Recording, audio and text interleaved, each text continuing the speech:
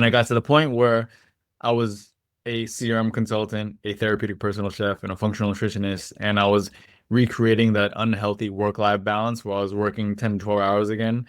And I said, you know what? I can't do this. Like I love all the things that I'm doing, but I have to choose one. And I actually chose being a CRM consultant.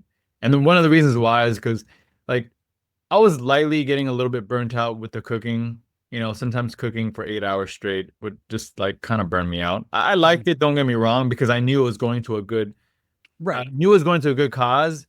But then in the back of my mind, I was like, man, I just want to do something where I could just use my mind and just use my mind and not have to cook every day because I'm gonna lose my love for cooking as well. Yeah. You know, and I don't want to Yeah. lose that love for cooking for myself and for people in my family or friends or whatnot. Yeah. And so it kind of was a blessing in disguise where I got those opportunities as a CRM consultant and I could have the ability to choose that. And I did choose being a CRM consultant 100%.